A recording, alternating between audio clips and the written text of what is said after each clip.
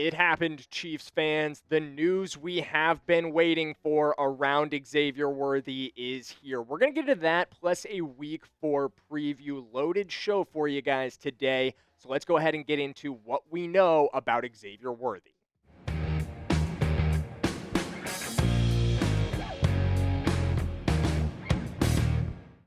Here's what's coming up on today's show for you guys. We're going to start off with our Week 4 injury report. Like I promised off the top, we've got an enormous update on Xavier Worthy to talk about. And once we get through that, we're going to get into a bit of a preview for Week 4. We're going to talk about what's been going on with the Baltimore Ravens, our opponent this week, and then we're going to talk some keys to victory. But before we get into all that fun stuff, I need some help from you guys. We are trailing right now in the offices of Chat Sports to the Baltimore Ravens. Joey Peterson and the Ravens rundown. They're currently beating us 159 subs to 101 subs this week. So I need your guys' help. I need you guys to get down there and subscribe to the Chiefs Report so we can beat the Ravens on the field this weekend and in the offices here at Chat Sports. And we can make Derrick Henry look like this and Joey look like this too. This is a must-win game for the Chiefs. We need to send Derrick Henry home crying from Arrowhead Stadium, because if we don't, one of these two teams is coming out of this game 1-3. Who would have guessed that at the start of the year, that one of the Baltimore Ravens and the Kansas City Chiefs is going to get through Week 4 as a 1-3 football team? Just absolutely unbelievable, but that's going to be our reality. So let's go ahead and get into the injury report. Start to talk about what is on tap for this game. And this is Thursday's report for you guys. We've got a pretty good participation from our Kansas City Chiefs. Mike Danna notably back as a full participant today on Thursday. He was limited yesterday, so that is very significant. Do expect that we'll see him. Kristian Fulton is a little bit more debatable at this point. The corner we signed from the Los Angeles Chargers has been dealing with that ankle injury since Week 2 against the Eagles. He remains a limited participant at this point and remains questionable. But our guy, the guy we've talked about more than anybody else on this show since I took it over, Xavier Worthy, dealing with that dislocated shoulder and the torn labrum for the first time, was a full participant on Wednesday. That is exactly what we've been waiting for, guys. Him getting back to that status, that full participant status, is exactly what we've been waiting for, because that means he can play in games. If he feels 100% comfortable participating in practice, there's just really no reason at this point that he would not play in Week 4 against the Baltimore Ravens, and that is enormous. We'll get into how much that's going to move the needle for us against Baltimore a little bit later. But first, let's take a look at the Ravens injury report. And this one is a little lengthier than ours. You guys can tell right off the top. And the couple names at the top we talked about yesterday, Isaiah Likely and Nnamdi Madubuike. Those are two very significant ones. I think actually Kyle Van Noy and Isaiah Likely's photos are flipped there. But Madubuike is dealing with a neck injury right now. And that one is definitely going to cost him Week 4. But Isaiah Likely is considered doubtful at this point. He is dealing with a foot injury right now, which will likely keep him out for Week 4. But there is certainly a chance that Likely plays. He's a fantastic tight end. Definitely will be a needle mover for the Ravens if he does end up playing. But Travis Jones and Broderick Washington are interesting names to watch as well. Alongside Nnamdi Madubuike, they make up the starting group for the Baltimore Ravens defensive line, especially the interior. And all three of those guys were out of practice on Wednesday. That is very bad. It's almost an entire position group that could potentially miss this game. Obviously, Travis Jones did return to practice on Thursday, so a nice move in the right direction for them there. But something to monitor for us going forward, and something we'll talk about a little bit more when we get into our keys to victory. But first, I want to hear from you guys who you got in this one. Type Kansas City if you're rolling with our Kansas City Chiefs. Type Baltimore if you are rolling with the Birds in the comments. But get down there and let me know. I want to hear from you guys. Who are you rolling with in this one? So we know where these teams are sitting at injury-wise, both dealing with some injuries on defense. But let's switch gears to how the Ravens season has gone to this point on the whole. Do a little bit of a preview of where Baltimore is at in 2025. And in my opinion, this team is a glass cannon. And if you're not familiar with the phrase glass cannon, what I mean by that is they have a lot of firepower. Like a cannon, it could shoot a ton of energy, shoots a huge cannonball, but it's made of glass. Absolutely no defense, and you're probably only going to get one shot off before that thing breaks. Let's look at the scouting report right now. They are 1-2 coming into this season. Their offense, incredibly high scoring. They're averaging a ton of points per game. They've actually been over 30 in all of their games this season. But you look at those defensive statistics, they're allowing 32 points per game and a whopping 420 total yards per game. These are some of the worst defensive statistics in the NFL. It's highly unusual for the Baltimore Ravens. In the John Harbaugh era, they've been an incredibly successful team on defense. So interesting to see this team take that step back, but it's something we have to be able to take advantage of. And we're going to get into that more in a little bit. But I also want to talk about some of the struggles that they've had on defense. Or excuse me, before we do that, let's talk a little bit more about their defensive struggles. They're allowing a 66% completion percentage, nearly 150 rushing yards per game, and they have really struggled to get after the passer. This has been interesting. Just 3 sacks in 3 games. I think the absence of Nnamdi Madubuike over the last couple weeks has been a major factor here. Kyle Van Noy has missed a little bit of time as well, dealing with a hamstring injury, and those are 2 of their more significant pass rushers, and that has definitely been noticeable on the field. Just 3 sacks in 3 games, did not get a sack last week against Jared Goff. And when you look at time to throw for the quarterbacks that they faced, it's been really stark. They've been allowing way too much time in the pocket to quarterbacks. Josh Allen had almost 3 seconds to throw every single time he dropped back. He was only sacked 1 time. Joe Flacco had nearly 3 seconds to throw, was only sacked twice in their game against the Cleveland Browns. And like I said, Jared Goff, nearly 3 seconds to throw as well, and did not get sacked a single time. So I think that's something we have to be able to take advantage of in our game against them. Derrick Henry. Let's also talk about their struggles on offense. Derrick Henry, we talked about in my last video. He has been struggling this season. Has not been a great year for King Henry. Let's pull up his stats over the last couple weeks. Just 23 carries for 73 yards. His workload has ticked down just a little bit from what we're used to seeing because he isn't being as efficient. Only 3.1 yards per carry, and he's fumbled twice. I think there's an opportunity for us to take advantage of the struggles from Derrick Henry. Does seem like he's losing a step this year. But you guys know what is not losing a step this year? The quality of meat you can get from Omaha Steaks. It is as good as it's ever been, and trust me, this stuff is fantastic. Lately, I've been learning to cook a little bit more. I'm a newly engaged man, and my fiance wants to see me step it up in that department.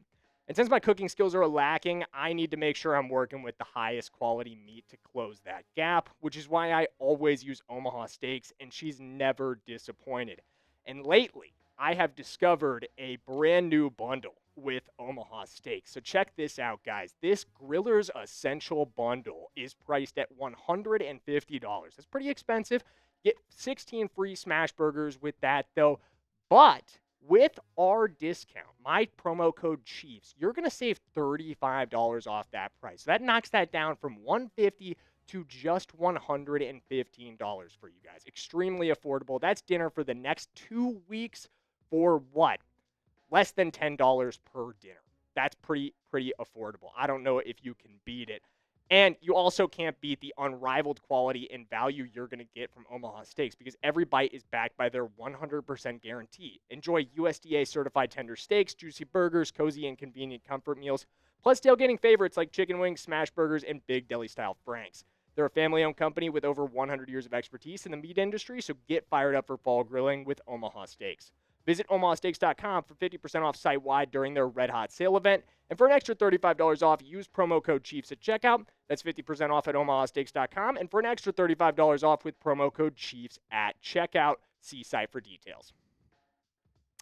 All right, guys. So now that dinner is handled, let's get into our keys to victory, starting with attacking with the deep ball. This is an area of issue for the Baltimore Ravens defense. They've been struggling defensively across the board, but something I really think we can take advantage of is how much difficulty they've had getting after the passer. So we talked about this a little bit ago, but I also want to note, look at Josh Allen and Jared Goff's stats throwing the deep ball, the ball beyond 20 yards over the last couple games. They've gone 70%, 172 yards, and a touchdown on all of their throws beyond 20 yards against the Baltimore Ravens in those two games. They also faced Joe Flacco, who did not have that kind of success. But I don't really know if we can throw in a game with the Cleveland Browns and Joe Flacco in when we are the Kansas City Chiefs. We have the greatest quarterback in arguably football history on our team. So I don't think we're going to compare against a game with Joe Flacco.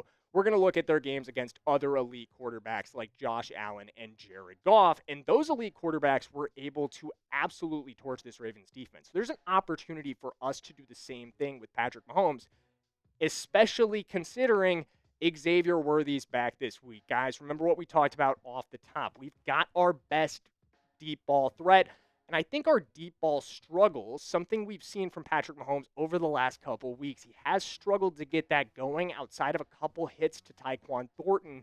I think we could wipe those away in just 1 week. Remember what I talked about earlier, the struggles that the Ravens have had getting after the passer. Here are those stats pulled up. Josh Allen, almost 3 seconds to throw. He was sacked just one time in their game in week 1 against the Buffalo Bills. Joe Flacco, 2.75 seconds to throw, only 2 sacks in that one. And again, that's a poor offense. That's a poor offensive line, and they still gave them almost 3 seconds to throw. And then Jared Goff, who gets the ball out quickly normally, he took almost 3 seconds to throw and did not take a single sack against the Baltimore Ravens. This is a pass rush that is really struggling right now, that cannot get after quarterbacks. Patrick Mahomes is going to have a ton of time to sit back and dissect and find our receivers. And again, like I said, Xavier Worthy is finally back this week. And also notable, Jalen Royals should be playing a more significant role this week. I know we talked about him being in the lineup last week for the first time, potentially making that NFL debut. And while he was active, Andy Reid clarified he was only active as an emergency player. That's not going to be the case this week, or at least it shouldn't be the case this week. We should see Jalen Royals play a role in this offense, and I want to see him open up things for Patrick Mahomes. With the time that Mahomes has, we should be able to attack this secondary. Something else we should be able to attack, the ground game. Remember, we talked about 3 of their defensive tackles. 3 key pieces for them on the interior of the offensive line are going to be out of this game. This has to be something that we take advantage of. It just absolutely has to. Kareem Hunt and Isaiah Pacheco have really struggled to get things going. Our run game, outside of what Patrick Mahomes has been able to do as a scrambling quarterback, just has not been successful to this point in the season. And I've said this before, but I do genuinely feel that if we cannot get the run game going, we're putting Patrick Mahomes at risk. When we ask him to run and to put himself into situations where he's going to take big hits, I think about that one where he scrambles for a first down against the New York Giants, takes an enormous hit from a safety, picks up the first, and then the whole play comes back due to a penalty. And if that was a running back that ran that and obviously takes that hit, gets that first down, has it come back for a penalty, it's less painful. Obviously, you hate to give up a first down due to a penalty, but when your quarterback has just taken an enormous shot and now it's wiped away, you just can't have that. And we have to be able to establish a true explosive running game. Less than 5% of our carries this season have been able to clear 10 yards. We have just 4 carries this year that have gone for over 10 yards. And the longest one, if you would like to guess, 11. 11 yards.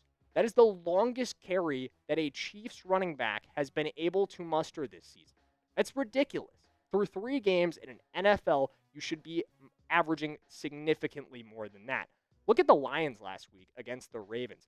They had 4 carries of 10 plus alone in that game. 2 70-yard breakaways for David Montgomery. We can't get a single carry of 10 yards. This has to be an opportunity for us with 3 defensive tackles potentially out or limited by injury in this game for us to establish ourselves, for our offensive line to finally step up, take over a football game for us, and establish our ground game. It's absolutely key, in my opinion. But if that's going to happen, we have to avoid penalties. The penalties have killed us, and so many of these penalties have come from our offensive line. 24 penalties for over 200 yards in just 3 games is unacceptable. You're giving away way too many yards, either back to your opponent or just straight up to your opponent if they're defensive penalties. But with the offensive penalties that we've dealt with, and I know I hit on him time and time again, Jawan Taylor is really what I'm talking about here. Josh Simmons has had some issues as well, but that is a rookie we just drafted. He's in his 4th NFL game this weekend. We'll live with a couple rookie mistakes. That's why you call them rookie mistakes. Jawan Taylor is a veteran. We cannot live with the mistakes from Jawan Taylor. It has to be cleaned up this week if we're going to establish our ground attack. And the last thing we absolutely have to do, limit Derrick Henry and force turnovers. There's an opportunity here. We talked about it in my video 2 days ago. Derrick Henry has fumbled in every single game for the Ravens this year, at least one time. And 2 of those fumbles were critical fumbles in the 4th quarter. Fumbles that cost the Ravens football games. Against the Buffalo Bills, he gives it up on their side of the field in a tight matchup in the 4th quarter. Lets Josh Allen go right down the field and win the football game.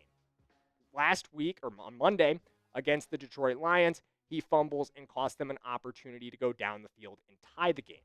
And just like you can't give Josh Allen extra possessions in a football game, you cannot give our guy, Patrick Mahomes, extra possessions in a football game. And if we can take away the football from Derrick Henry, we'll give that opportunity to Patrick Mahomes to put them out. And in my opinion, if we can do it at least once, maybe even twice, force 2 takeaways, we will easily win this football game. It will not even be close. But turnovers and takeaways are going to be the way we dominate this one, in my opinion. But speaking of dominating on the football field, we got to dominate here at Chat Sports as well. And I sent out a little bit of a challenge to our Ravens host, Joey Peterson. I told him I've got a bet for you this week, Joey.